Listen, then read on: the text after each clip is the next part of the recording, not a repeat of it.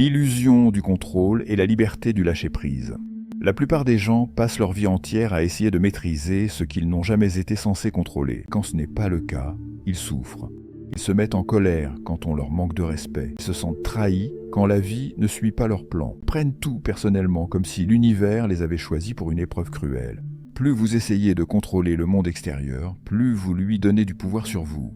Le moment où vous avez besoin que quelqu'un vous respecte, il détient un pouvoir sur vous.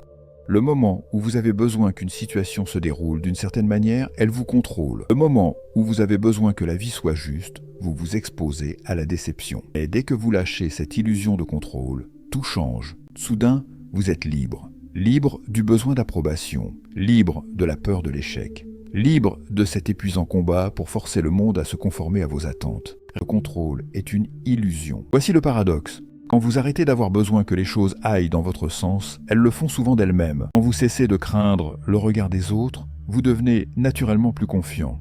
Quand vous arrêtez de poursuivre le succès avec désespoir, les opportunités commencent à apparaître sans effort. Quand vous cessez de résister à la vie et que vous commencez à vous laisser porter par son flux, tout semble s'aligner parfaitement. Ce n'est pas qu'une question de philosophie, c'est aussi de la neuroscience. Les études en psychologie cognitive montrent que plus nous cherchons à contrôler quelque chose, une personne, un résultat ou même nos propres pensées, plus nous créons de la résistance. C'est pourquoi ceux qui désespèrent d'être aimés finissent par repousser l'amour. Ceux qui ont peur de l'échec finissent par se saboter eux-mêmes. Ceux qui s'accrochent au contrôle sont souvent ceux qui se sentent les plus impuissants. Mais voici la bonne nouvelle.